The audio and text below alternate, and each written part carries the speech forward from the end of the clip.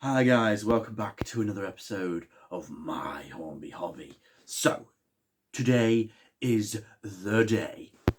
Well, today marks the day that we bought the train set, and this is the first in a series of 3 videos in the series. First of 3 videos that we're going to be doing today.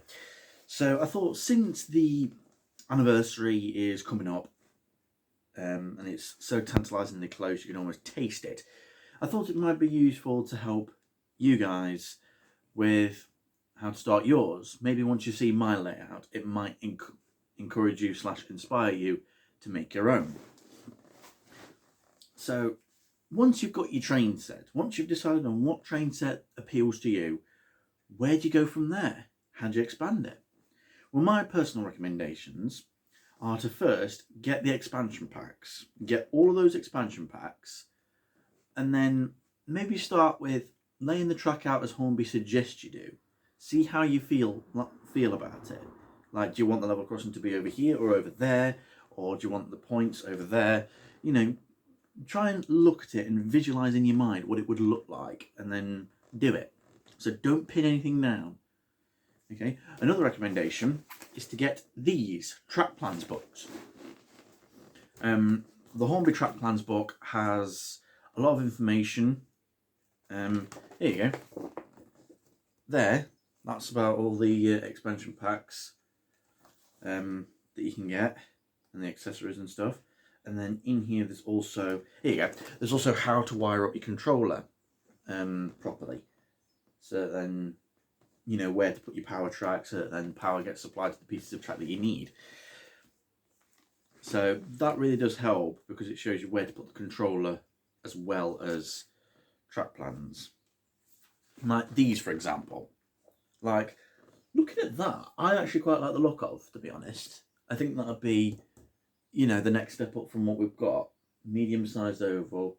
And it actually tells you the measurements. It actually tells you the sizes that you need for it, which is 7 foot by 4 foot, which we could do on this. But yeah, another one is the Pico track plans book. It's a lot smaller, and there's only 60 plans for small locations. Now, this would be a great start because it's small locations. And there's just one prime example. And my personal advice would be to get as many track plans books as you can, because there might be something that was around in the 70s or 80s that would appeal to you, would appeal to your mind. And especially if you want to go for a certain era, like if you're doing, you know, a diorama of the war, you know, what engines were used then, what coaches were used then, what was the dress sense, how did buildings look? You know, you could build that. Or if you want to, if there's a particular era that you want to go for, the track plan doesn't really matter. It's what you add to it.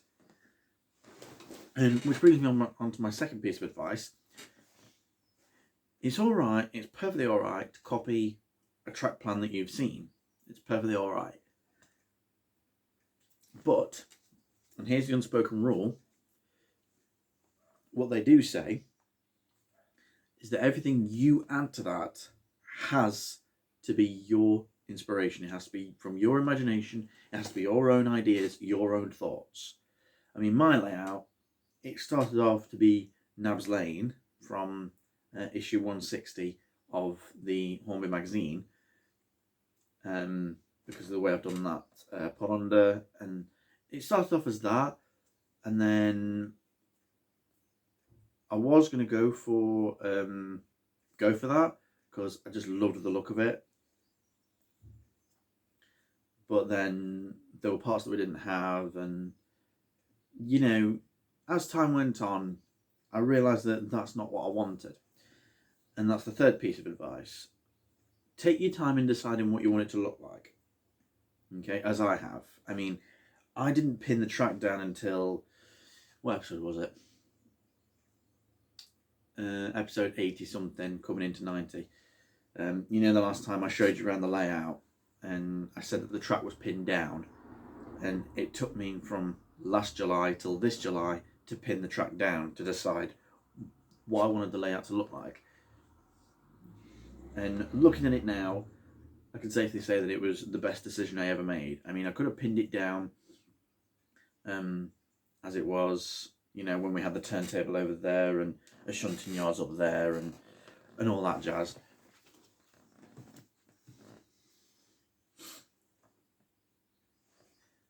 So yeah, those are really my three pieces of advice. So track plans books for a start, so you can get an idea of what you want it to look like, how big it is, how wide it is, all measurements.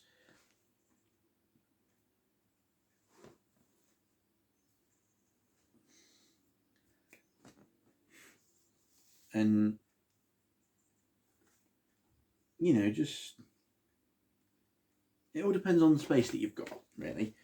Like, my sitting room's relatively big, and it's big enough to fit an 8-foot by 4-foot baseboard in the middle with enough room to walk around the outside. So that's perfect. So yeah, I hope this helps you guys get started in your layout. And I hope you'll stick around for the other 2 videos that we've got doing today. And then tomorrow we do the big reveal. So stick around for that.